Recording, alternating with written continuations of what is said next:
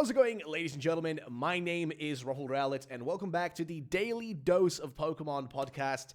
This is our second episode ever, which is awesome. We're just getting started. We're just, getting off the ground.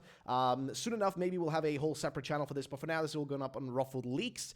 And I'm going to be joined again by the same people from the last time. It's going to be our friends Subarashi, Light, Kuro Blitz, and of course, Cam Tendo joining us. Of course, I want to thank you guys for joining as well, by the way. Thank you all for being here. Thank you for, being part of this podcast.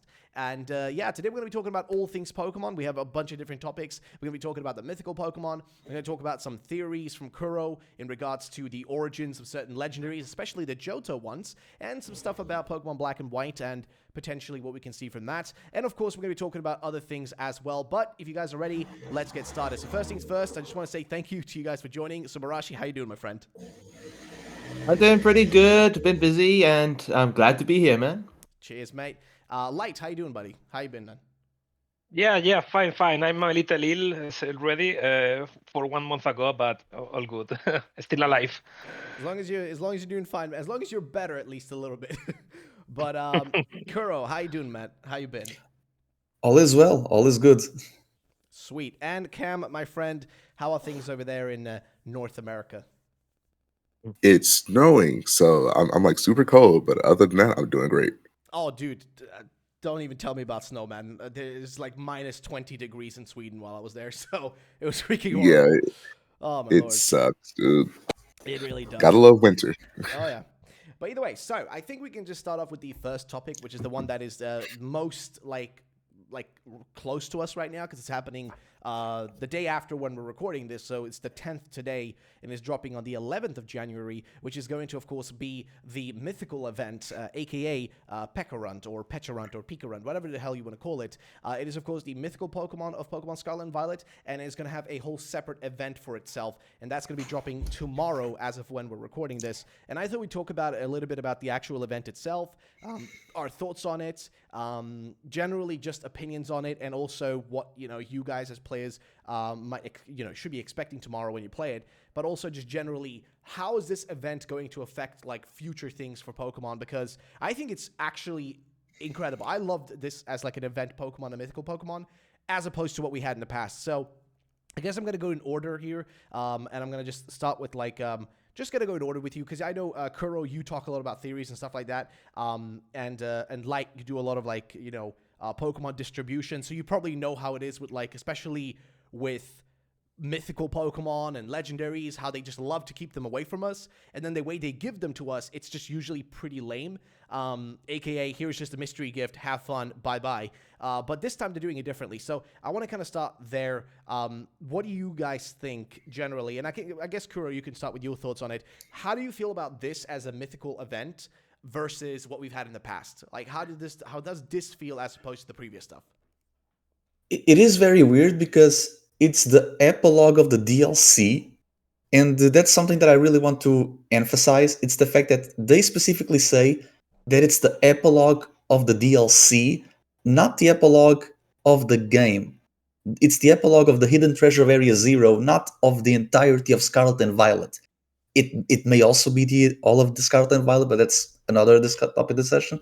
But it is very weird that we get a mythical in an update that's not on midnight for at least people in the London time zone, right? On the Greenwich Center time, it's going to be like at the same time that the Pokemon Presents would occur, which is kind of odd. And I was expecting something around the lines that we would get, because we got the X and Y reveal and the Sword and Shield DLC reveal on January. I was expecting that they would, drop something more, but it's not the case. When it comes to the legendary and the mythical itself, I'm very surprised that I feel like they did this because they know that they are not going to do a movie. Because mythicals are always saved for movies, and now that movies haven't been really done since the Zarude movie, they decided to go with just a game approach, which is odd, but at the same time it is kind of refreshing that everything that we got from Scarlet and Violet, it's all attached to the main game.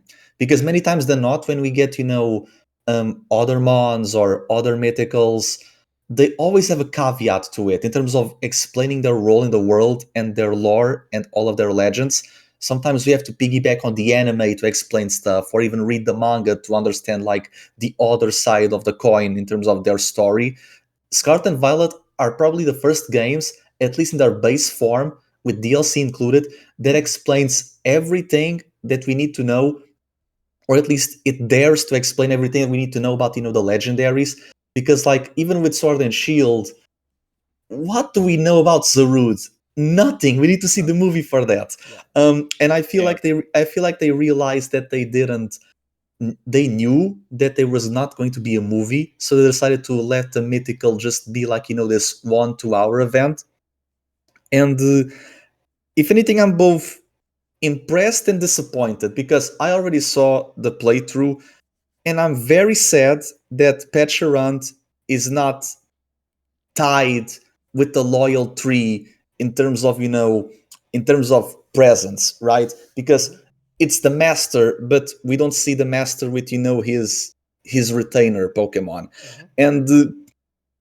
And not gonna lie, I was kind of expecting that they would do an Ogre Pond movie, because Kitakami, it's a great setting for a movie, and especially since Horizons is tackling Terrapagos in a whole new different way, they could have tackled Ogre Pond, the Loyal Tree, and Pecherant in a movie. You would not have Kieran and Carmine there, but you could reutilize other characters and still have the same role, or maybe like revamp the Ogre Pond tale in a different way. Maybe we could see Terrapagos in the movie summon Ogre Pond's former trainer before he perished, and it's like a very bittersweet send-off. Because I don't dislike Pecherant. It's kind of funny that it's another poison ghost. We only have Gengar for that. But it's very flimsy. I feel like this legendary treatment is very flimsy. Then again, all mythicals are flimsy, because we are a mythical because we were given in a movie. And I'm like, Zarud is just a dark Rillaboom. I don't know what the hell Zeraora's role is. Zeraora to me always felt like the Lucario Zoroark kind of deal. And Zeraora, I feel like Zeraora doesn't really need to be a legendary. Just give him a pre-evolution. I actually agree with that. because in the Zeraora movie, the Power of Us movie, it's carried by the human characters. Zeraora could have been replaced with a Gorochu, and the movie would still be the same. That's fair. That is true. But yeah, so I guess like your general, but like in terms of what the actual mythical brings in itself, like as a not the mythical itself, but the event itself, like as a event, if you were to compare it to previous events, it gives a conclusion to Scarlet and Violet, because the other events are just sprinkled, and they don't finalize a story. Like for example, Diancie Hoopa Volcanion, they don't finalize the story of Gen 6. With Gen 5, no one does. Like, Victini is given midway, and at least Victini has a cool side quest.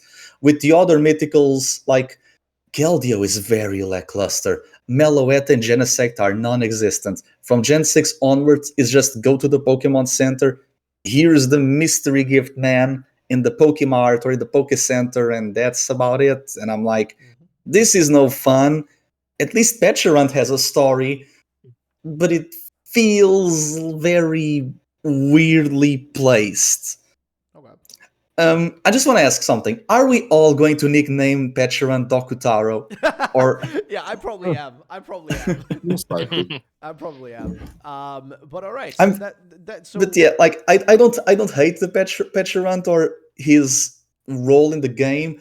I just feel it's very lackluster, because we know he's the loyal tree master, and the loyal tree don't get to interact with him. My only hope is that being the epilogue of the DLC means that we would get more DLC, but I kind of doubt that at this point. Yeah, I'm not really expecting more DLC.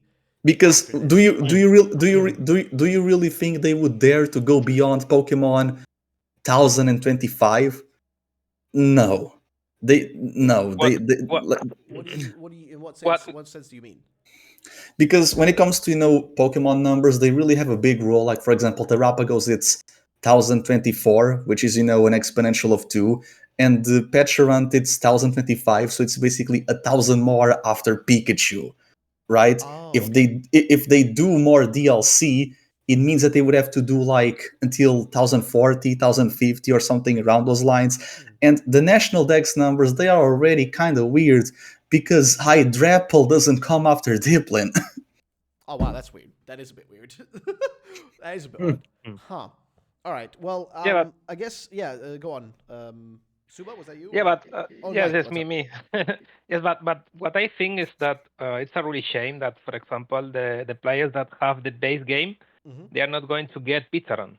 That's true. So yeah, so probably there could be a chance that if finally there will be another film about the mythical Pokemon, it could be a case that happened, for example, with Sarude and Sarude Dada, that we have two Sarudes, one with a scarf and then another one without anything. So probably the players that are going to play that have the DLC already, so they are going to get this Piccharon with without anything, but just in a normal ball or the ball that we are going to decide to catch. But probably in the future we will have a mystery gift of case one, shiny Pecharunt, or case two, probably Pecharunt with something else, which I don't know.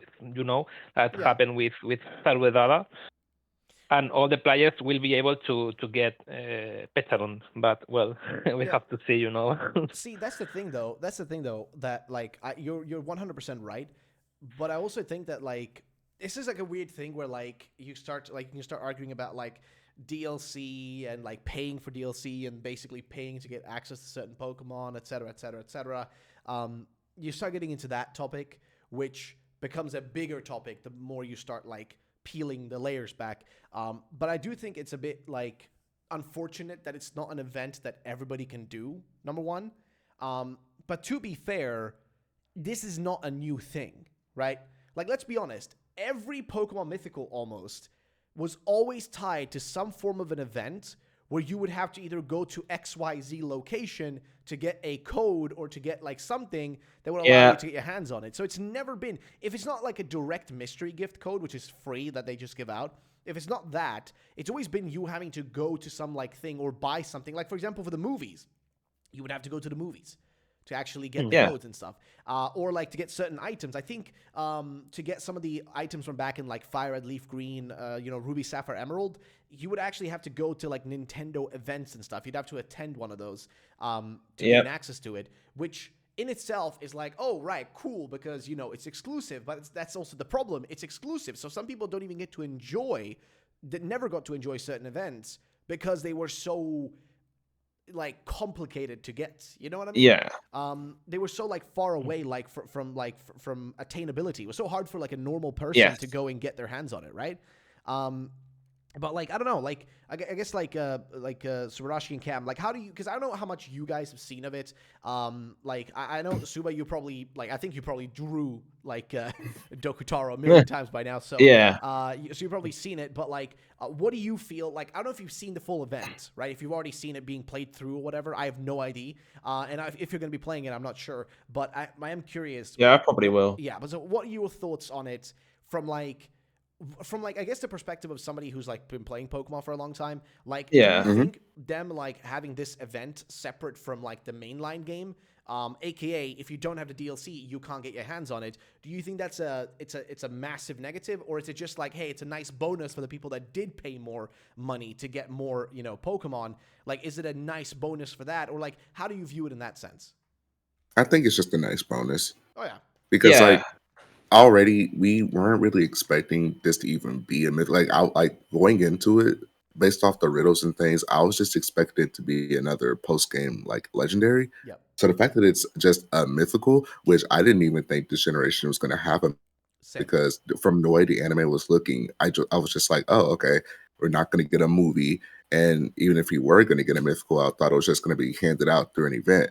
So honestly, I'm extremely happy that we're even getting an event, because like the last event we got, like the last actual event was Victini back in Black and White, because well, granted, the other mythicals had events, but they weren't like capture events. It was like you would get the mythical, go to an area, and then get a cool like little cutscene. Like with Meloetta, you got the relic song cutscene, and then with Genesect, you went to the P2 laboratory and had to fight the team plasma scientist who was like angry or something. And then Keldeo got like the his like horn event, but like even comparing those to what came afterwards, Gen 6 non-existent. I remember the theories of Gen 6 because like all these like inaccessible areas, and there are even NPCs talking about Volcanion being at the power plant, and you just couldn't go to the power plant. So the fact that we're even getting a mythical with an event to me is really cool. And this compared to like previous events, like the Arceus event or like the Celebi event, which were really cool. They gave great world building to the actual world without like changing the overarching story at all. Like for example, with the Celebi event, we learned that like we're also the reason why Giovanni doesn't show up to like the radio tower, while also simultaneously stopping the rest of Team Rocket in the radio tower, which was crazy. And then we also in the Arceus event we got more world building for Arceus, and we get a free not only like you get a free legendary out of that event. So with this legendary or mythical, even though it's not really adding on to the overarching story of Scarlet and Violet or like things like that, I'm just excited to have an actual event because I was so worried that it was going to be a mystery gift after learning that it was the mythical. Oh yeah. I was so sick of mystery gifts, man. Yeah, they're so boring. Speaking of mystery that gifts, I'm actually looking through the event list of all the event Pokemon, right? Because like you can go on Bulbapedia and they have like a nice list of everything. The funny thing is, the vast majority of all event Pokemon have been just through giveaways, aka through like a code, right? Yeah. Or after Black and White 2, in my opinion, it's always been like that. It started already. I mean, it already was a case even in Gen 4. If you look at Gen 4, the only difference though is that like the games back then would at least have like I want to say starting from about Gen 3, I want to say is when it started, because the first ones didn't have it. Like if you look at Gen 1, there was only Mew, which was Nintendo events historically through a direct trade. So if you had to get Mew, it was a direct trade with a Nintendo employee. Gen 2, you had Mew and Celebi, but Mew was like through the Gotta Catch 'em All station. And then Celebi was either like obtaining a GS ball using like, you know, a mobile system Game Boy like device, which that in itself is like insane because that's like, I mean, think about it. Not anyone has that, you know. Exactly. Like we're complaining here, like about like, oh, I have to buy a DLC. You have to buy a whole different device, like a whole mobile phone device. And in Gen 3, you need to buy a Nintendo GameCube and Coliseum to get Jirachi. Exactly. So it's like I feel like they streamlined it. Like these Pokemon are cool because they are so rare, but also it is really messed up to expect people to go through that level of hoops to get something as simple as a single mythical. They did that in Let's Go Pikachu and Eevee with the Mew. Yep. Exactly. They tried to pull their old tactics with Mew, and it didn't work out because, like, I myself, I was not about to pay like an additional $50 just to get a Mew when I already unfortunately have like, I did. billion Mews. Because it was included in the Pokeball Plus, right? And then you can get it, and you can also get it in Sword and Shield. And that's what started the rumors of Let's Go Johto is going to have a GS ball with Celebi and all of that thing. Yeah. Oh yeah, dude, I totally forgot about that. Oh my lord, I totally forgot. I do recall like when Arceus was around for Heart Gold Soul Silver and the Sinja Ruins event, like we need to get God in Toys R Us. Really, it was a fun time with Volcanion back in the day, because Volcanion there was the power plant rumor, but there's also one in Aurus, because in Aurus you see in Mobile TV that Brandon, the Pyramid King of the Battle Frontier that we never got, Brandon was in South Kalos and all over the world trying to get Volcanion. And in the back of my mind, I was like, what if Brandon randomly shows up and we battle the guy, and battling the guy, he gives us like a geyser pass to get Volcanion in the middle of Hoenn or something. But that never happened. But see, that's the thing. That's why I actually like what they're doing with Pekka Run. Like, I love this event. Like, and I guess I want to give a bit of my thoughts as someone who has played it. Like, I've played the event already, which probably shouldn't be saying, but it's because somebody sent me a save file that already had like the item on it. Because for some reason, I don't know why they keep doing this, why they keep making this stupid mistake over and over again, but they left the files in the game for this event. They could have simply just kept that piece of content cut away and just added an extra patch to like patch it into the game whenever, like tomorrow, you know, they would have, if they had done that, this wouldn't have been an issue. But they made the mistake of keeping it in the game, so it is what it is. Not my problem. However, I will say this: I love this event. It took. I feel like if you rush through it, you could probably get it done in like an hour and a half or so, like about an hour. If you really speed run it and you can just one shot everything with your team, you should be fine in like about an hour or so. But if you take your time and you read everything that's being said and you enjoy like what's being like happening in the story and everything, it can take you about 2 hours to complete. If you're really taking your time with it. But I loved it, and I loved it like to the level of like. I think it's a perfect way of concluding the little stories that have been going on throughout this journey, right? Like the little friendships you've built and stuff like that. But also, I think it's a great way to introduce, like, it's almost like, you know, like if we look at any previous, like, event, besides maybe Victini and, like, some of the stuff you had to do for, like, maybe Genesect or something like that, I can't remember any other Pokemon mythical event ever being this, like, you know, large in scale. Like you have a decent amount of stuff to do. There's a lot of characters involved. There's an actual story. It isn't just like, hey, whoop-de-doo, I don't know, Lugia's a naval rock for some fucking reason. Have fun. It's like there's actual reason behind, you know, everything happening. Oh, Pekarant is based on this thing, and it's a literal Pokemon. Yeah, there's actual lore showing to you right in your face. Exactly. You get to experience everything. It's not like because like you know how like when we played these games as kids, not just some like, piece of a movie. Yeah. But like you guys, I don't know if you guys have probably seen these posts on Twitter at some point. Have you seen those posts like what I imagined as a kid versus reality? Like reality is like just the actual game of like Emerald, but as a kid you imagine like this massive battle against Rayquaza and shit. Like in your head, you're having this epic battle, you know, battle to the death. But in reality, it's just a little pixel character doing shit. Well, that's the thing. I feel like now that reality has become real. Like, I think that is reality now. Seeing all these things happening in 3D, and it looks more like, you know, like you get more engrossed in it because it feels more realistic than just some pixels, you know, above, you know, you're looking at from above. Which there's nothing wrong with Emerald. I love the original games. There's no question about that. But I do think this is one of if not the best mythical event that they've done in years. And I agree that it is a bit odd that they didn't do this with a movie tie-in, but that's probably because there is no movie to tie in. I don't think... because it's not advertisement. Movies are just advertisement. Yes. That's what they are, in my opinion. That's the thing, though. They always kind of did it as a cross-promotion between the two, right? Encouraging people to watch the movie to get the Pokemon in the game. Since there isn't nothing there, it makes me question, I don't know what you guys think about this, but it makes me question if... Because remember, Scarlet and Violet have been in the works for a long time, right? Like usually there's a 3-year to 4-year cycle that these games are in the works, like new generations. So I wonder at what point Pekarant and the story of Pekarant and the DLC and like the conclusion, everything that was going to, you know, be there, when that was kind of brainstormed, when they thought of the idea of it, and how that kind of correlates with when they stopped doing movies. Like, was it before the COVID stuff? Was it after? Like, you know, I feel like, when does it fit in? Like, I have an idea. Or was it an afterthought? Like after the movies.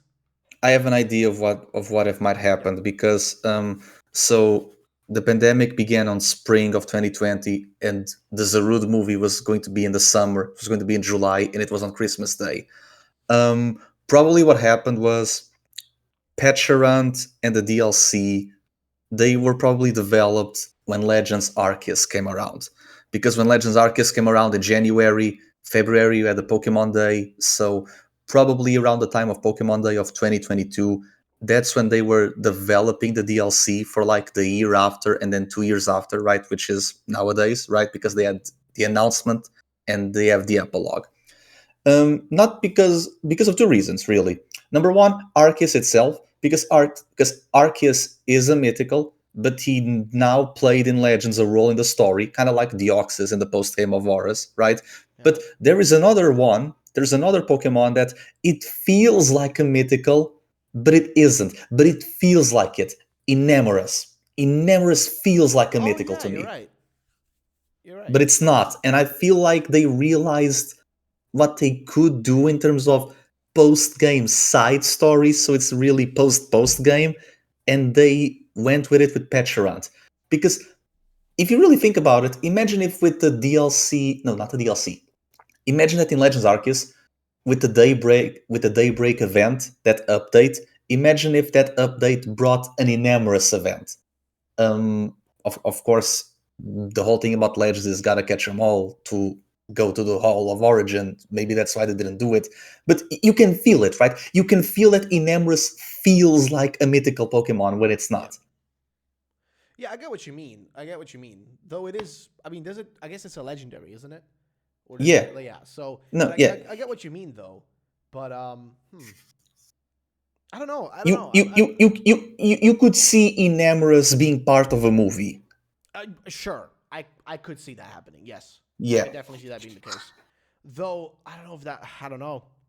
I'm not sure, but I don't know. I guess Because no, it's also because movies in the anime, movies never replicate or follow game plots. They do their own. And with everything in Hisui, Enamorous would feel like the one mon that they could make a movie in Hisui or even in Galar. They could put Enamorous in the Crown Tundra with the Galarian birds for all that we know. So it really feels like it because it's an immortal one, right? It brings spring or something around those lines.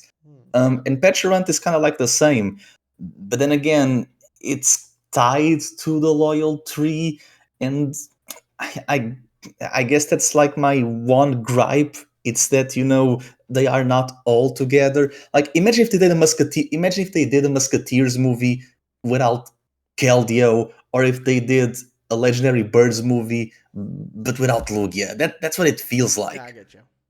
Like Petulant is very detached from his retainers, and I don't know if that harms the mon or if it saves it. Well, that's the thing. Because I would like to see I think it Petulant. saves it. I would like to see Petulant interact with Ogerpon, like because Petulant was the one that caused her harm. But we can see some kind of time travel also because it's supposed some blood of Paldea it's about. So who knows? Also happen in the anime that they travel to Pokemon in Arceus. So could be also the case, isn't it? I don't know if time travel is going to happen anymore. Like, I think, like, this kind of goes back to what you said in the beginning, Kuro, which you were saying, like, oh, this is the epilogue of the DLC. I don't think this is the epilogue of DLC. This is just the epilogue of Scarlet and Violet. And I feel like trying to, like, argue their like, the way that they said it in, like, their tweet or whatever, because I'm going to see if I can pull the tweet up. And read what exactly they said, but I don't feel like going into like the semantics of it and like breaking down like word by word doesn't really mean much because there's a lot of things with Pokemon we have to remember as like players where like they don't outright tell us things and they don't outright do things. There's so many things in Pokemon where it's like it's an implied thing, right? It's an implied thing. Like we can see the obvious connection between Pekarunt and the Loyal Three, but they're never going to tell us that's the case. It's more like stuff that they do it intentionally, and then they don't tell us, the reason for it or whatever. Yeah. It's just a thing they always do. It's been like persistent and consistent since the beginning. Like this has not changed in any way, shape, or form. They keep it up. They keep doing it the same way they have been doing it for years.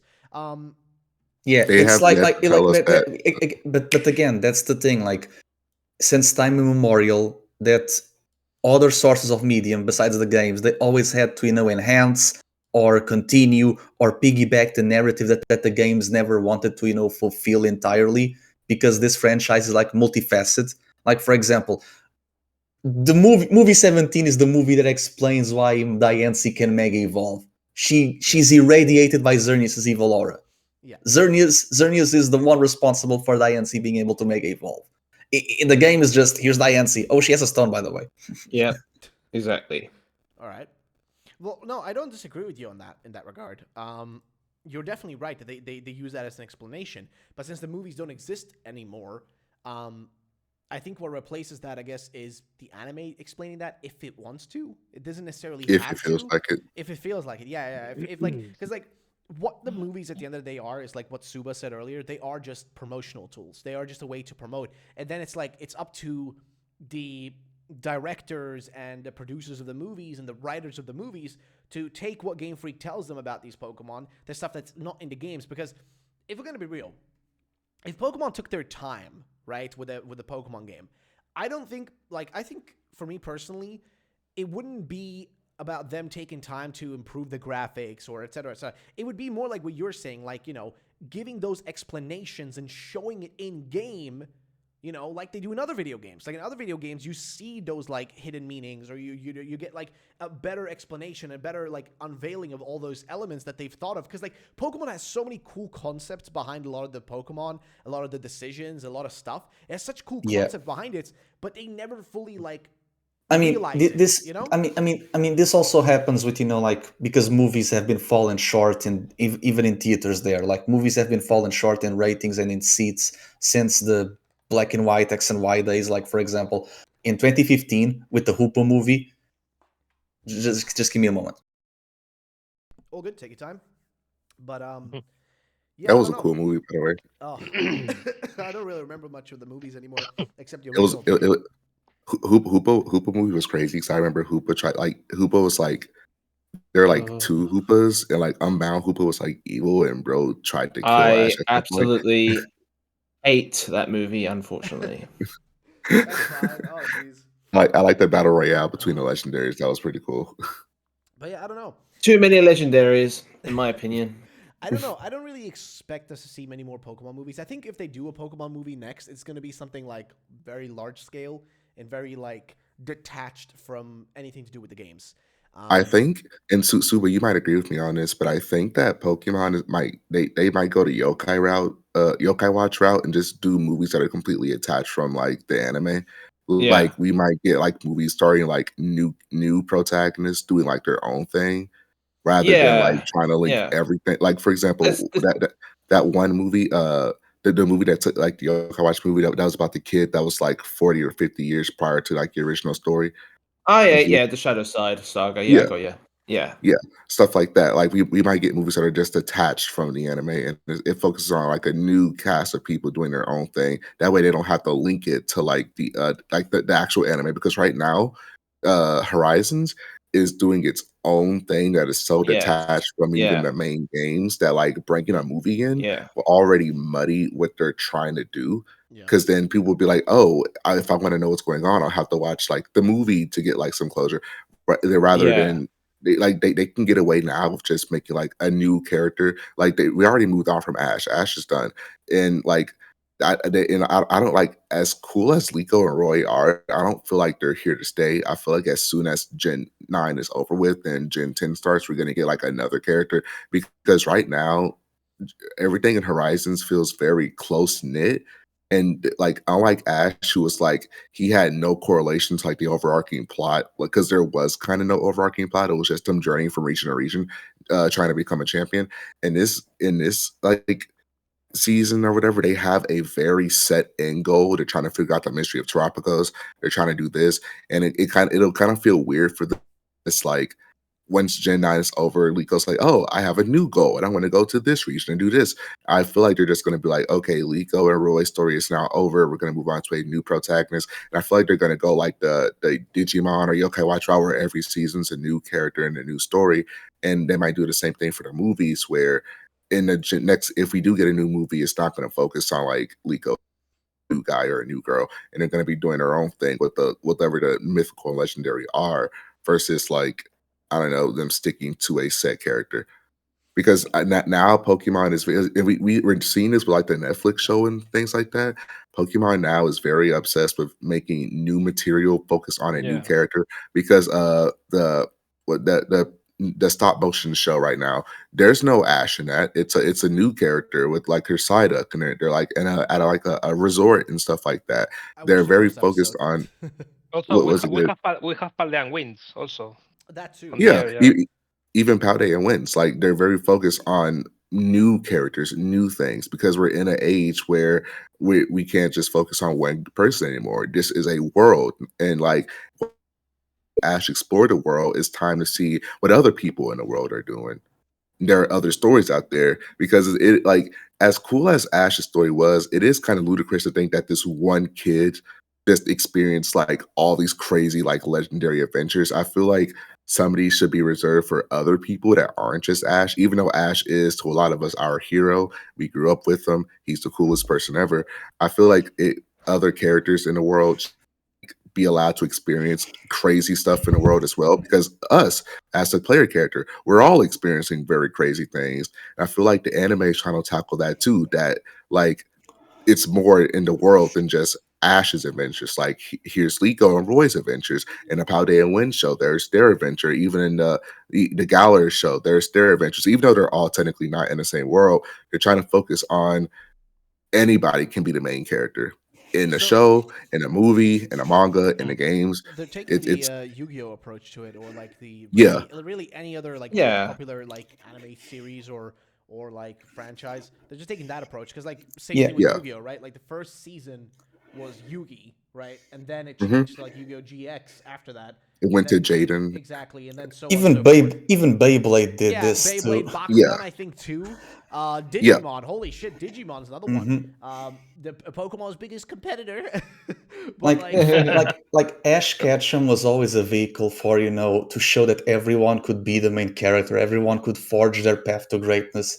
But as the years went by, it's like, oh, Ash is it's the only one who can be the protagonist. And I'm like, no. If anything, his companions and rivals are more interesting than him. yeah, well, I mean, They that's, are. that's the thing, because old episodes, old Pokemon used to be very, episodic, right? Kind of like... It was commercialized because they want, like Kanto and Johto. Like Kanto and Johto was more commercialized because they always had those filler episodes. Even though Pokemon doesn't have filler, everything is canon.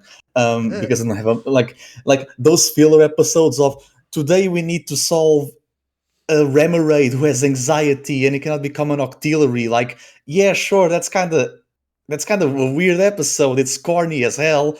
But you remember that, like you remember, you know who Remoraid and Octillery are because you saw that episode as a kid. Now, people don't recall half of the mons in Alola, Galar, or Paldea because they don't have those episodes to focus on. Everyone knows Skarmory because they had the cool episode with Cyndaquil, right? I Like, remember Shroomish because of the Shroomish episode back in Hoenn, dude, for example. Exactly, and Combusken, evolved because he was battling a Breloom, right? You remember these mons as creatures because, yes, the anime back then, it was, more commercialized, but every mon had a chance to, be in the spotlight. True narrative really began with the advanced generation. Yeah. Well, that's the thing, though. I feel like even as it kept going, I still feel like the narrative aspect of it was very... It was there, but I would argue if you put it, back to back against, or face to face against really any other actual anime that isn't just a commercial tool for the video games or a commercial tool for toys, oftentimes they have a better narrative. I would say it like this: I think just the first season of Yu-Gi-Oh is better than every combined season of the Pokemon anime. In terms of pulling off an actual even though it's also the same thing, it's just a way to promote the cards. But I feel like it was done as a story is done better. I feel like the Pokemon movies was the only time you could kind of see an actual quote unquote good narrative taking place, because for the most part it was just Ash doing Ash things. You know what I mean? It was just Ash is fucking about. Yeah. Ash is fucking about every time. I feel like X and Y was, it wasn't X and Y. I would argue the first time where it people genuinely started having a bit more of attachment to the story that was taking place with Ash, Serena, etc. Blah blah blah. But I feel like that's when I first started noticing it as somebody just looking from the outside in, because I didn't really follow the anime after Gen 3. I didn't really keep up with it anymore because I was a kid and I didn't really care about it anymore. But I feel like X and Y is when they actually started doing that. But also we derailed this into the anime out of nowhere. How do we end up here? Yeah. So I guess if we're gonna conclude the topic of the anime and Pekka Rut and stuff, I would say okay, as someone who's played the event, I think it's great. As a mythical event, I think it's great. The fact that it's hidden behind a DLC, I think it's a bit shitty, but it also makes sense because it completes the DLC as well. It kind of gives a little, not perfectly, I'm gonna be honest. if I'm looking at this I'm looking at it from two different perspectives. I'm looking at it as a Pokemon fan, and I think it's great. I'm looking at it as objectively as like from a storytelling standpoint and stuff like that. It's decent, but it's like also a bit like it's a children's game. Let's put it like that. It's not gonna do like deep philosophical shit. It's just gonna be very surface level, which is what it has to be. Okay. At the end of the day, we have to remember Pokemon is a children's game. It's aimed at children, and all the other elements that they add in, all this other subtext, like for example, the fact that we all know that Dokutaro Pekarunt clearly is the master of those three freaking like disloyal shits. Okay. Exactly. We all know it. Absolutely. But that's the thing. A child wouldn't know that, and a child doesn't need to know that. All the child needs to know is, oh no, the bad bear, monkey, or dog, whatever the fuck, and the bird are evil, and they're attacking and bullying this little Pokemon. Let's beat the shit out of them. That's all the kid needs to know, is that they're bad bullies, and the Pekarunt is a bad bully as well. That's all they need to know. But for us who are a bit older and understand the subcontext, even though it's not the deepest thing in the world, for us, it's like a little reward. It's like a little like wink, like, haha, you get it. You get it. See, Exactly. you get it. But they're not going to overtly tell us that, right? Which is totally Yeah, they wouldn't even need to have like an event like this in the game. They could just tell the kid, oh look, we've got a code for this new Pekarunt Pokemon. Go to the shop and get it. They don't even have to do it. They did not. But they didn't have did. to make an event. I appreciated that they made an event out of it. But yeah, what were you saying? But it's true that probably the people or the children that are going to play the game now, probably in the future, they will look forward. What is the lore of Kitakami? What is the lore some of of them, but maybe Indigo? not This everyone, so though. this is interesting. Yeah, yes.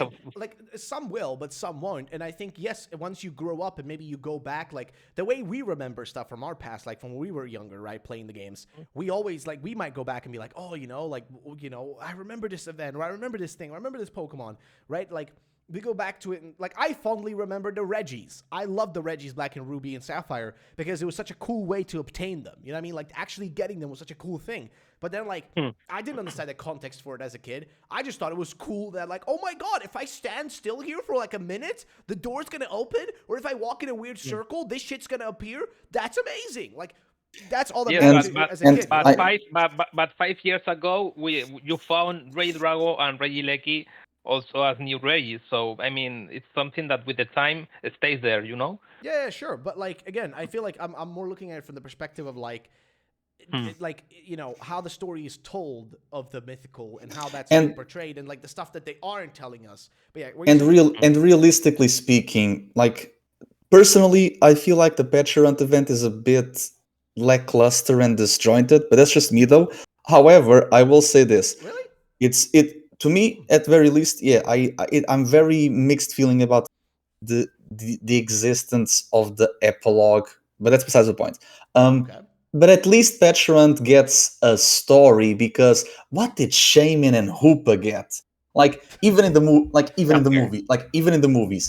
the Shaman is just there to be cute and sell plushies. The whole point of the movie is Giratina, and Regigigas shows up at the 11th hour. The Hoopa movie, they copy the Platinum chapter of the Adventures manga by having portals with random legendaries. And the movie is so bad that to promote the Volcanion Magirna movie, they had to use the Zygarde core and the perfect Zygarde.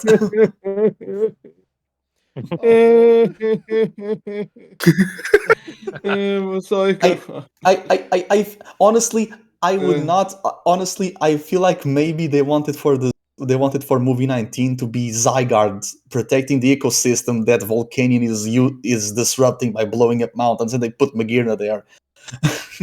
Could have been the case. But all right, I think we should move away from the mythical, because I also don't want the episode to run for too long, because I also got to make food and I'm hungry. But let's move on to the second topic, and this is Kuro. I'm gonna have to let you loose here and do your thing. But you want to talk about the legendaries of Johto, their roles, etc., stuff like that, and also you want to talk about like the black and white. As well as Black and White 2, I think you said post games of the original games, how they can be changed. So I'm just gonna let you go ham here. Go ahead. I guess get us into the topic. I feel like when it comes to, at the very least, for the legendary, this is also because the legendaries of all the regions, they already got something in a way, right? Generation 1, We have the Galarian variants of the birds. We have a Z move for Mew, and we get Mewtwo. Mewtwo gets 2 megas, right? Mm-hmm. For Hoenn, we get primals. For Sinnoh, we get origin forms. Mm-hmm. When it comes to Reshiram and Zekrom, they get the Kyurem forms. Yeah. Zygarde gets the perfect form. Even though Xerneas and Yveltal don't really get much, Xerneas at least has the inactive form, but that's whatever. Solgaleo and Lunala get Z moves and fusions with Necrozma. Zacian and Zamazenta get, their upgraded forms with, the rusted items. Koraidon and Miraidon get a lot of builds and modes, right? That's what they call them. Mm-hmm. So they all get like a form change. Ho-Ho and Lugia get none until this point. Lugia and Oh get none. And I feel like they could, in a way. I would like, because they're both flying types, right? Mm-hmm. We have Psychic Flying and we have Fire Flying. I would love if they gained forms where they completely don't have the flying type to begin with. It would be something very weird, but it's something that Game Freak would dare to make a risk upon. I would like to see a ground fairy Oo and a water dragon Lugia, because water and ground are like opposing types, land and sea. Mm-hmm. And the fairy and dragon are also opposing types in terms of the life force of Pokemon, right? So this could be something that they could do. I don't know if they would do it. Now, when it comes to the other legendaries, like Celebi, it's very safe. I'll leave Celebi at that. The Beast Trio. We know that Suicune can purify the waters and all of that, and it's the incarnation of the North Wind, so fine. When it comes to Raikou and Entei, besides Pokedex entries, and they protect the weak in the anime and in the manga protectors, we don't really know what their deal is. Like, we know what they could do, like Ho-Ho, we know what Ho-Ho can do, but we don't know what his deal is. Because I feel like Zacian and Zamazenta are, in the lore perspective, what they were trying to make Raikou and Entei be, and I feel like that could be revisited in a Johto game, which would be either Let's Go 2, and they would be the mascots where you ride them like Koraidon and Miraidon, which, funny enough, it's also electricity and sunlight based. Mm-hmm. Or it would be something in terms of Crystal, right? Because Let's Go was a remake of Yellow, not a remake of Fire Red Leaf Green. That's why you don't have the Sevi Islands. So if they remake Johto, I don't expect Heart Gold Soul Silver features. No Safari Zone, no Pokeathlon, no Pokewalker. It would just be a remake of Crystal, which is fitting because Crystal debuted the Battle Tower, which is a staple in the franchise, and in Gen 9 we don't have a Battle Tower. So it would be like Pokemon something Crystal, but it would be, the crystals of Raikou and Entei. Entei doesn't have purple color in the clouds like how Raikou and Suicune do, so maybe they could reutilize that in some way. In the movie, the Paradox Entei that's created by Unknown, he has purple fire. So I feel like there would be something good to create. But yeah, like, realistically speaking, besides being guardians of the land, we don't really have much on what they are about. Why were they even revived? Like, why did Ho-Ho cared? Like, of course, I mean, I get it. It was Lugia's tower, right? But I feel like Ho-Ho and Lugia, they were revered by the people. They were created the towers to basically form bonds between man and mon, and kinship and friendship. But we don't know their origins. Like, why are they revered? Why are they able to create life like Arceus? Like, why are they able to connect with the unknown? There is so many mysteries. Everything we know about the Johto 6, it's pretty much not really contextualized. So I would like to know, like, you guys' topics on, like, what you like to see in terms of an embellishment structure for the Johto legendaries. Okay, well, I have some ideas. Suba, so I'm actually gonna put your art on screen here, Suba, of your Lugia that you're working on, because I know it's not finished yet, but I'm gonna put it on screen. So yeah, go ahead, because you probably have a lot of thoughts, because you've been drawing a lot of stuff in regards to specifically this kind of stuff. So yeah, what are your thoughts on it? So what I'm thinking of, just like Kuro said, Lugia and Ho-Ho definitely need something like a gimmick with their designs. And I've actually kind of thought of it quite a lot. I actually did a second design, which I haven't shown you. I'm still in the works. Okay. Is obviously Japan. Johto is very Japanese based, very Shintoist. Well, lots of Shinto culture and style. And so, what is the equivalent of like water with Lugia and that? You get like different gods based on water in the Shinto religion, and you have what I think that Lugia deserves is a heavenly garment, which represents the water. Basically, it's like a scarf that goes around its neck, and also don't forget about the bells. The bells have a big role in the games as well. So That's you true. use the bells to summon the legendaries. Maybe in the past that the Pokemon Ho-Oh and Lugia wielded these bells around their necks to summon, or something that they use to summon their actual true forms and stuff, like spiritual forms in some way.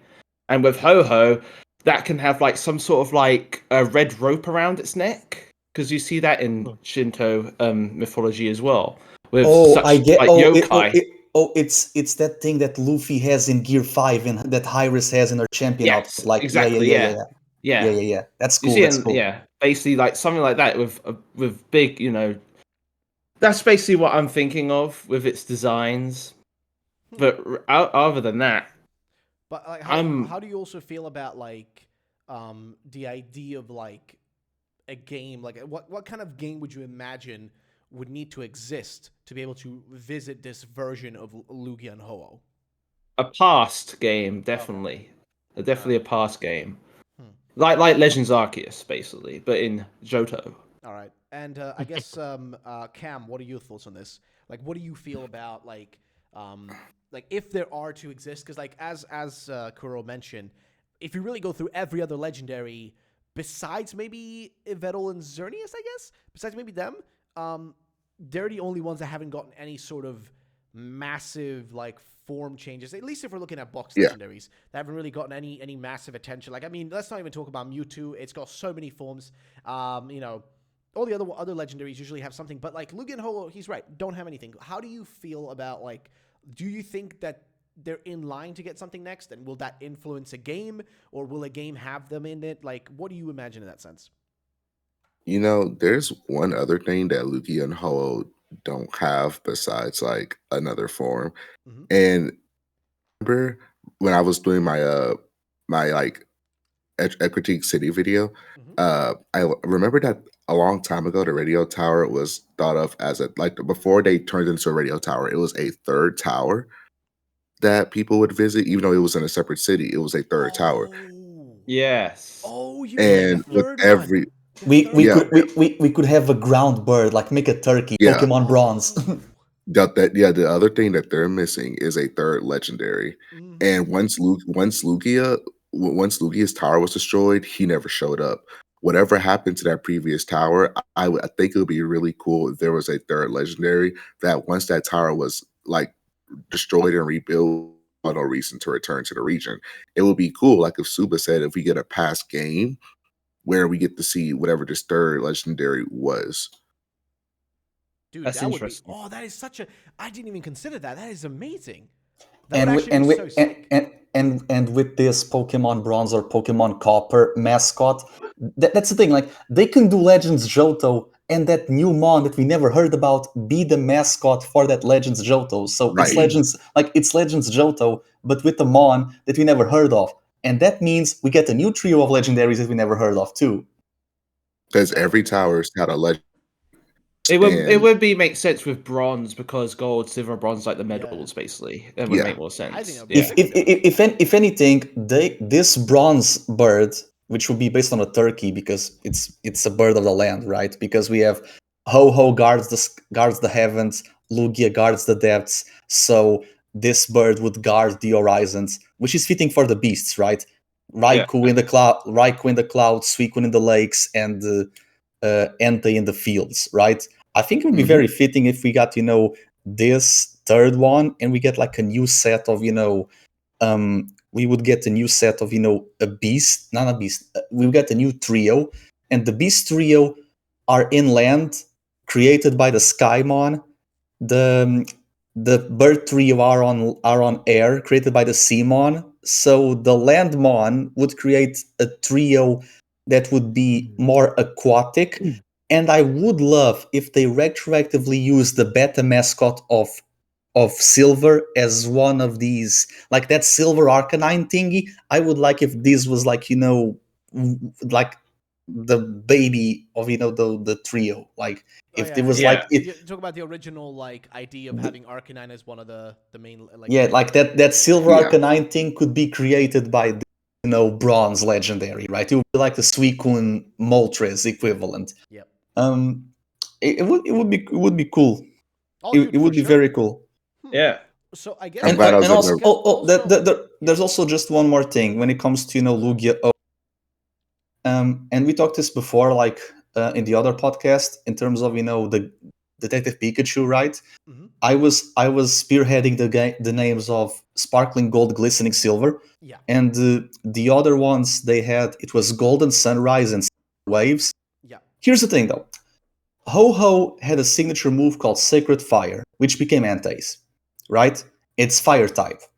Lugia has Aeroblast, which is Lugia's signature move, but it's not Psychic, it's Flying. So their signature moves, the prior and the current, they don't share a type. If anything, Golden Sunrise and Silver Waves could be new signature moves for Lugia and Ho-Oh that activates their forms. That could work. Huh. I can see that working. That definitely could. I am so work. glad I was able to put this idea in people's heads of a third bird, because like that was living in my head rent free for ever since I reached. I was like, if every tower a legendary sat, what happened to the third tower? Exactly. Like Bellsprout Tower is also a thing, but we don't talk about Bellsprout Tower. Like they said that, I mean Bellsprout Tower is there because Wimpy Bell was a split evolution. Yeah. True.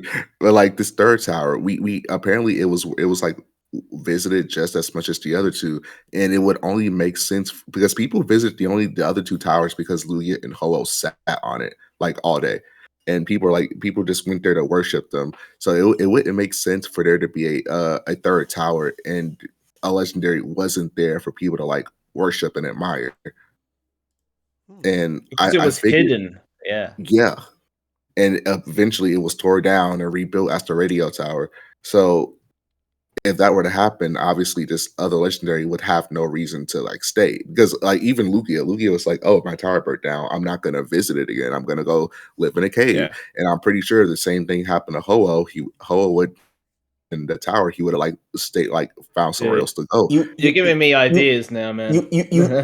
And there are oh my god, there are places, because Johto has a lot of Johto has a lot of landmark, and I feel like if this bronze bird also created a trio, they could utilize the landmarks to make the dwelling places of this bronze bird's trio beings. Like you could have, for example, the dark I feel like the three places that I'm thinking right now, it would be the Tojo Falls, Union Cave, and Mount Mortar, and the Dark Cave is where this ground bird would be. Like I think it would be very cool. Like imagine if you go to Tojo Falls. Wait, what happened? Yeah, I had some. Well, my idea is that maybe the third legendary is a subterranean bird, and it lives in the core of the planet, and it reawakens and it comes back up. Well, summoned by the other two, Ho-Oh and Lugia, or some reason, something like that. That could work. That would give a reason for Ho-Oh and Lugia. Because do you think that Lugia and Ho-Oh, they are waiting for do something really big for them? I mean, they are related to time and space. You know that the plumage of Ho-Oh has 7 colors, as the spectrum light of Scarlet and Violet. Probably could be also they are related to the next Black and White remakes. Probably we will see them there. For that reason, That's where I disagree. I disagree there. I don't think they're related to Black and White remakes in any way, shape, or form. I think they're just related to their own individual games. Like, you know something? Yeah, but you know what happened, for example, with Articuno, Zapdos, and Moltres? We saw them in Galar as Galarian birds. True. So probably we can see Ho-Ho and Lugia. We also saw. Keep in mind, we also saw Entei, Raikou, Suicune, as well as Virizion, Cobalion, and all of them also show up as Paradox Pokemon. With like future and past versions of them. There is nonstop a theme of future, like time travel, like past, future, present. That's like nonstop happening here. And I think we already talked about this in the last episode about like what our expectations are for what kind of game, and we kind of went into it and stuff. But I want to add something really quickly important here, which is something to kind of for anybody that doubts the idea of a third legendary being included here alongside, Lugia and Ho-Oh. Keep in mind, Enamorus was added in as a fourth one for like the Weather Trio, right? And two more Reggies, right? Exactly, yeah. Regieleko and Regidrago, right? Both of them added, as part of that group. But the difference though is that those were all added as like what would you call them? Like I guess the secondary legendaries, like the beasts of sorts. You know what I mean? Like it was always part of those. It was never like the main legendary. Those usually get forms of some sort, and they never really got a third one added up until now. But this could be the moment to do it if it's a Legends Johto game. I want to understand how you guys view this, because I have a hard time. Like, as much as I want to be all on board the choo-choo train for a Legends Johto game, it just feels harder and harder to imagine it for me, because I keep thinking they're going to do a regular remake. And I know, Kuro, you said that, like, you would expect it in a Let's Go Johto type game where they would use that. But I have such a hard time, imagining that, because I keep imagining just a basic remake of Gold and Silver next year. Not of Crystal, not of Heart Gold, Show Silver. I'm expecting a basic remake of Gold and Silver. Yeah. And in a basic remake, I have a hard time imagining them adding in a third legendary, though it would be a good way to kind of add extra content to the game by being like, giving a reason for its existence and giving a reason for Ho and Lugia being, in the sky and the ocean, and kind of watching over like the Johto region, while something dwells deep within, the third bird or whatever it might be. That might be the calamity of some sort. Like most definitely. Because think about this for a moment. Let's imagine that Lugia is all white, Ho-Oh is rainbow, so this bronze bird would have like pitches of dark or something around the lines. It would be in the dark cave because it's a tunnel system and it's very subterranean dwelling. And think about for the other three landmarks, right? Union Cave, it's the land. Mount Mortar reaches for the heavens. Tojo Falls goes deep into the sea. So you have like the three base elements. They would probably do something around those lines. And I feel like they could... It's even, with auras, right? With auras, you encounter Ho-Oh and Lugia in the Sea Mauville, right? You have both air and water. The other Mauville part that we have that's not a city, it's New Mauville, which is an underground bunker. So it also ties in with the land. Retroactively, of course, because they didn't thought of a bronze bird in like 10 years ago. But thematically fitting, it would kind of work. And even the NPCs of Ecruteak, they state that they saw a creature flying in the skies. It could be either bird, because they describe this as, like it looked like a bird, but also like a dragon, right? Mm-hmm. What if they meant Lugia and Ho-Oh, right? But what if they use the elements of a bird and a dragon to make this one, and retroactively speaking, this is like the third bird that, the citizens of Ecruteak were, talking about. Because the one thing that we need to realize that the citizens of Ecruteak witnessing Ho-Oh resurrect the beasts kind of make them immortal. We have living witnesses from an event that takes place 150 years ago, right? It says that they're NPCs in Ecruteak that were there hundreds of years ago to see the resurrection. Unless humans in the Pokemon world 200 like the humans in One Piece, but that's the point. Fair enough. All right. And people forget one more thing. People forget Regigigas is a Gen 4 Pokemon, and Regirock, Registeel is Gen 3. That's true. So people thinking that there won't be a third legendary, there could be. So that's really also two more things. The first thing, the weather trio from Gen 5 are still incomplete because they're missing the dragon that towers over them. And yeah, I don't know if you know the lore. What like when they added in Enamorous, they went from being based off of Japanese commies to being based off of the four cardinal beasts of the northwest, east, and south. And in the center, there's a golden dragon that towers over that like guards the four of them. So the Gen 5 weather trio or quartet now is still incomplete. It's still missing one member, and so they can still add on to that quartet to make it like a what do you call it, a quintet. And when you think about the Lugia and Ho-Oh, even though they're thematically they are related, we unlike other legendaries, we never really see the two of them interact. It's almost as if they're waiting for something to happen because they're both doing their own thing. And it will be cool if this third bird appears. It gives them, the two of them, a like they both sense it and they come to see it because they haven't seen it in such a long time. And this third bird, it might be a dragon type because they typically are, besides like Tropico. So I guess that's kind of over with. But they would have a reason to visit this third bird, and it would like basically it would be like the whole region would be like shooken because they'll be like, holy crap, the three of them have reunited, probably the first time in like a millennia since this like Johto, even though it's very history driven, it doesn't seem like if this bird were to have been there, they probably don't remember it. They only really but that's true because like from a lore perspective, right? We get like Entei and Raikou, they are land dwellers. Suicune is the one that goes on water from time to time, but in terms of actual land, right, from Earth, the element of Earth, Raikou and Entei are the ones that spend the most time in Earth. They're the roaming ones. Suicune stays wherever. Suicune stays. Raikou and Entei are roaming. Why are they roaming? Maybe they are seeking this third member, which they are both weak to if it's a ground type. And even if you go to the Johto lore, they created towers and ruins. Towers and ruins, you need a structure on land to build them. And what is Johto also known for? Apricorns. Apricorns don't grow on the sky and in the sea, they grow on land. And even in Legends, we get the brown apricorn that we don't have for the other ones in Johto. In Johto, you have like 7 colored ones. In Hisui, you have like brown apricorns that serve as tumblestone for Pokeballs.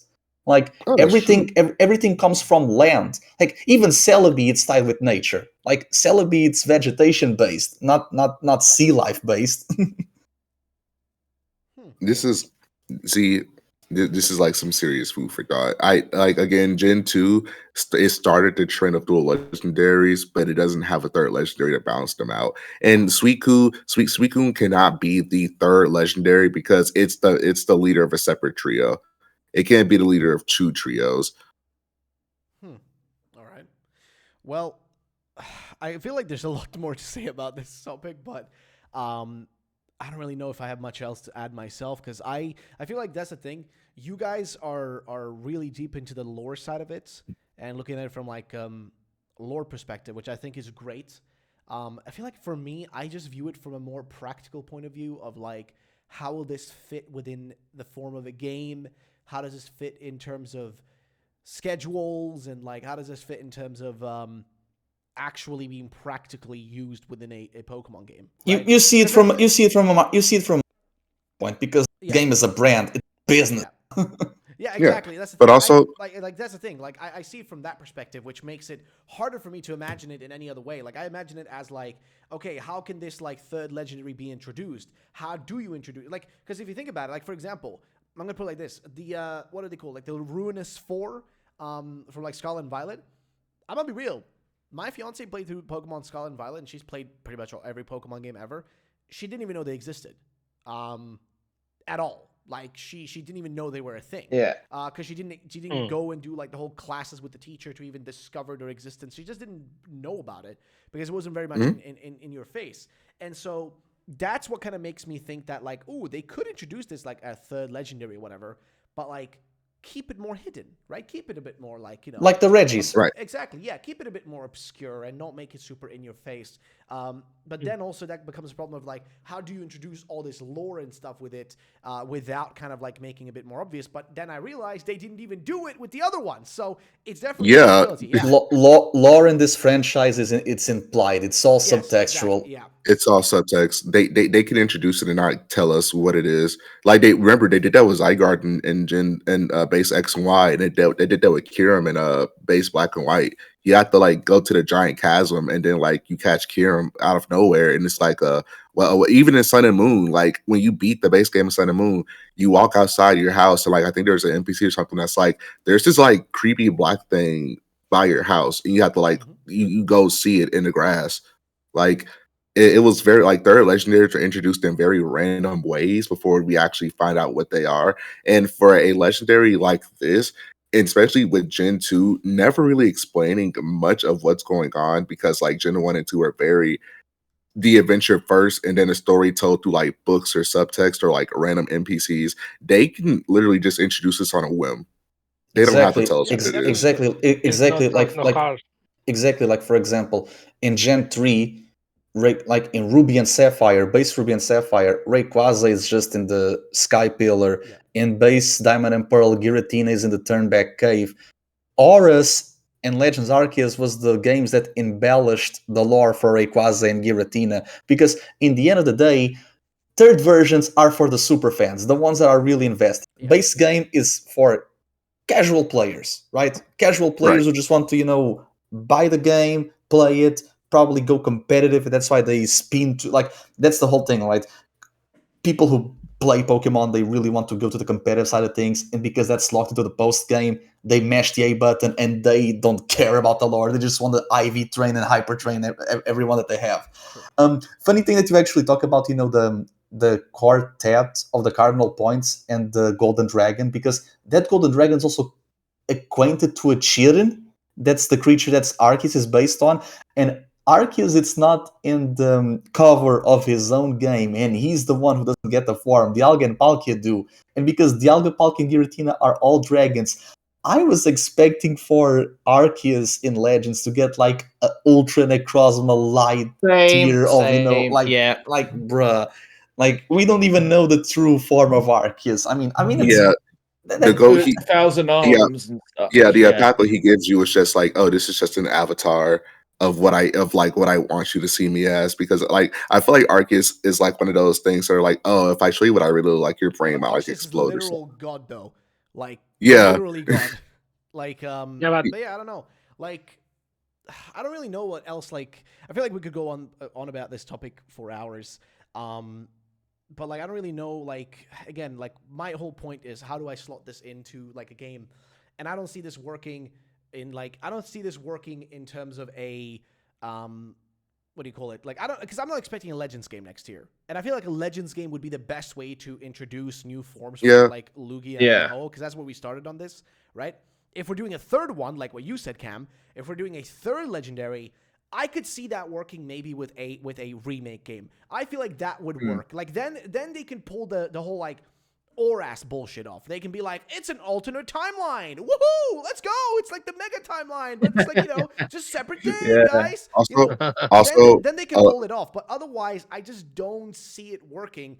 But yeah, that's just pretty much where I'm on that. So yeah. Yeah. Also, off topic or kind of on topic, I would rather be a new legendary, because as cool as the concept of a legend Celebi would be, that would be like a really boring concept for a game.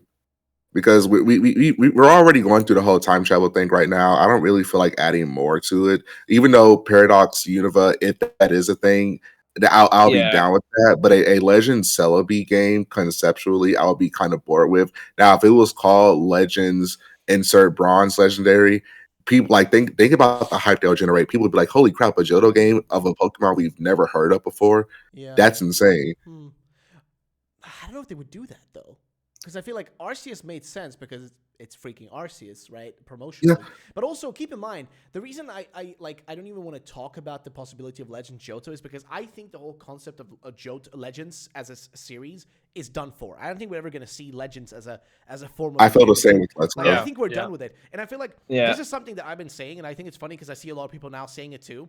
Because I think I mentioned it in multiple videos where I've talked about the next games, and I've never referred to the next game, whatever the Paradox game is. I've never referred to it as like a Legends game because I'm not expecting Legends game. I always called it an experimental Pokemon game. It's always the experimental game. Exactly. Because Funny- we're never going to get Let's Go. Let's Go. Let's Go was one of those, and Legends was one of those. It's Funny experimental. funny enough. Yeah, but funny, but like yeah, funny. but seems Wait, seems stop, guys. that 1 second. Kuro, what are you trying to say?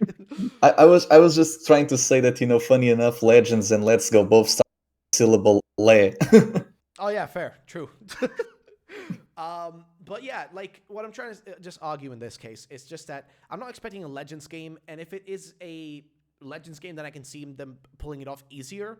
But I'm not expecting a third legendary to be introduced in a standard remake of Gold and Silver. Yeah, it is could be called possible. something else. It is possible, but at the end of the day, I'm expecting a basic remake of those. And as such, I feel like it's an impossibility for them to add anything beyond surface level, like this is a remake, experience Gold and Silver, the way it was meant to be back in 1999.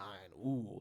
I'm not expecting more than that. And I feel like that's pretty much where I stand in regards to my thoughts on different versions of Ho-Oh and Lugia. I think that could happen down the line, in the future maybe. But right at this point, until we see whatever this game is, like I think we can come back to this topic 100% whenever they do announce what the games are on Pokemon Day. Like whenever they do announce it, I think that's when we can come back to this topic 100% and be like, then we can come back and be like, ooh, okay, let's speculate about like what like could be in this, like, because like let's say like this, out of all the possibilities of what they can announce, you have like an option of like 5 different things. Legends, like Legends Johto or Legends Unova, experimental Unova, experimental Johto, or like like basic remakes of either or, right? Like remake of Black and White or remake of Gold and Silver. Those are like the 5 or 6 options you really have. Anything beyond that, that's like out of like our realm of like knowledge and our realm of like predictability. You know what I mean? That shit we can't know. But out of all of these, the least realistic to me is a Legends game, like for either Black and White or Legend Johto. I just I just don't expect that to be a reality.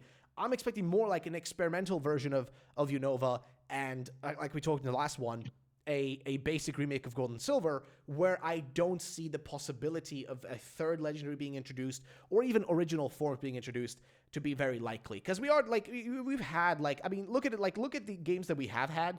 The only one out of the experimental ones, which is Legends Arceus, was the only one that actually had special forms, which was, the origin forms and stuff. And I guess the introduction of Enamorus and stuff like that. But like, Let's Go Pikachu and Eevee didn't really introduce anything new. It was just a basic remake. Yeah. And that's what I'm expecting from this too, which is where I see it being unlikely. But I think if we wait and see whatever is announced, once we do get the announcement, I think then we can come back to the topic, because it's one of those Pokemon possibilities that, like we said, could happen, but they just don't promote it, right? Because we never saw the Ruinous, like 4, whatever they're called, the treasures, right? We never saw those shown in trailers. I never remember seeing them in trailers or promoted. No, they were never shown off. They're just in the game. They're just like, hey, same for Enamorus. Exactly. Like, yeah, Enamorus kind of was, but the other ones, like, they really weren't. Like, they were just in the game. Go find them. We're not going to tell you where they are. We're not even going to tell you they exist. Have fun. And until data miners and stuff like put it out there, we didn't even know they existed. So like, what I'm trying to say is, there's a lot of stuff like that where like it's going to be easier to speculate on this exact topic once we see the actual games.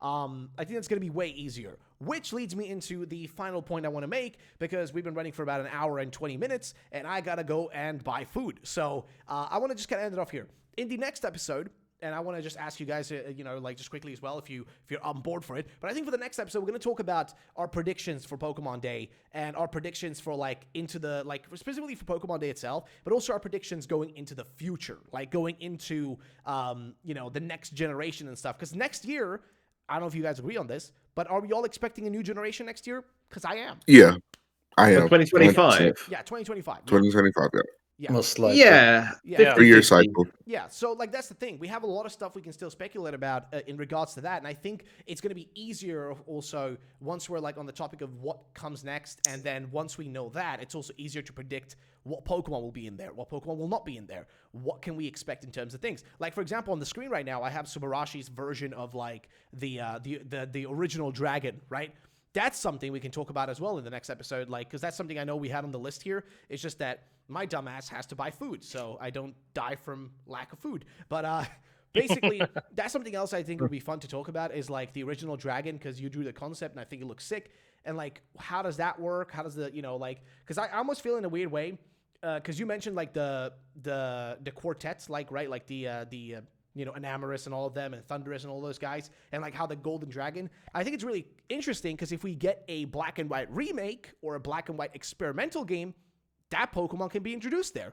That Pokemon can be part of that. Or that Pokemon can work like a messed up substitute for the original dragon, because that's supposed to be a dragon as well, isn't it? So like...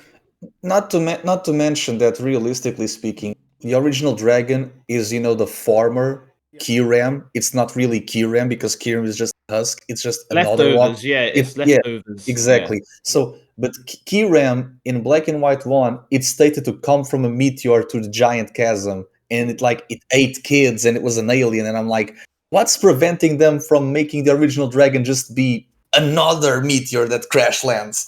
Yeah, sure, why not? They literally Like could. we don't need to reunite all three. Just make another dragon pop guy. They could, literally. But Put him in the intro link. We need to visit that place. there's a lot of That things place sucks. Well, the thing is, there's so much they can do, but at the end of the day, we're gonna have to wait and see what happens with it. We're not too far away from Pokemon Day now, guys. It's like what, like it's like month and a half, 6 weeks away. Yeah, Yeah, like, 7. Month. very soon. So yeah, Month and So 12 close. days. we'll see. But yes, I think we're gonna be cutting it up here because again, thing is, we're gonna be doing these every week, so we're always gonna have stuff to talk about. I feel like because like even now, I feel like you guys want to freaking keep going because there's still more to talk about. In the next one, we're going to talk about more about the original dragon. We're going to talk about predictions for Pokemon Day. We're also going to talk about, possibly, because this is something Light brought up, and we're going to bring this up in the next one, which is prefixes for different Pokemon features, or I guess gimmicks, right? Like, if you look at different prefixes for, like, numbers, you can actually go into, like, see, like, for example, we have, Kilo, Hecto, Dessa, and then you go, like, down to, like, base, you've got Deci, Centi, Milli. But if you go upwards, you start seeing very interesting things happening. You got Mega Evolution. You got Giga, Gigantamaxing, and you got Terra, which is for Trillion, which is terrestrializing. So could the next one be like the one which here is Quadrillion, which is Peta? Could that be the prefix for the next feature? We don't know. We're going to talk about that more in the next one. And we also have Zeta from Zeta Wazan. That's Z moves. Oh yeah, yeah. you're right. Yeah, exactly. Yeah. There's a We lot have of them here. four. We There's have a four lot of them. there. Yeah, what are you saying, like? Yeah. I was saying that we have four. The four gimmicks that we know, they are here in the prefixes. You Yep. know, so Exactly. probably So- next one. Exa Fusion. But that's the thing; Yeah. they're all in here. So the possibility of another one being from here, pretty high, I would argue. So I guess we're just gonna have to wait and see with that. We're gonna talk about that in the next episode. But we're gonna be ending it right here because it's been an hour and 23 minutes to be exact. And I want to thank you guys for joining in again. And sorry if it's a bit abrupt, but life you're good. comes into way. So yeah. But next episode should be live streamed. Next episode, I'll hopefully have everything set up. You guys will be able to see their names on Discord and stuff, and like their logos popping up, and you're gonna be able to actually see them while they're talking, not like literally on camera, but you're going to be able to see their names kind of glowing when they're talking in the next episode because I haven't had enough time to prepare it. But for the next one, they're going to be probably live, and also the layout's going to change and our logo's going to change and everything, and hopefully everything will be a bit more well set up. But yeah, I want to thank you guys all for watching. I want to thank you for coming through. And also thank you to the guys for being here again for another episode. If you guys want to go check them out, Subarashi, you can check them out on Twitter or X. You can find Light over on YouTube. Kuro, of course, is on YouTube and over on X or Twitter. And, of course, Camtendo over on YouTube. So, yeah, go check them all out. Guys, again, thank you for coming by. Honestly, I love doing these. I just wish I wasn't in such a rush all the time. But it's been great talking to you guys again and going into these topics. And next time, I'm really excited because I want to hear your thoughts on the original Dragon. But also, I want to hear your thoughts on, like, what Pokemon Day could hold. Because of course, we've already talked about like the mainline games and what we can expect in terms of remakes, but we haven't talked a lot about like spin-off games, other sorts of media, like different things they can do. We haven't really talked about that stuff, so I think it's going to be fun to do that in the next episode, if you guys are excited, of course. But yeah, that's pretty much it. Yeah. Can't wait to see you guys again next week. And yeah, ladies and gentlemen, thank you for watching. Make sure to subscribe, check them all out, of course. Link's going to be down in the description. And I'll see you all, as well as you guys in the call here. I'll see you all in the next one. Have a great day, and bye-bye.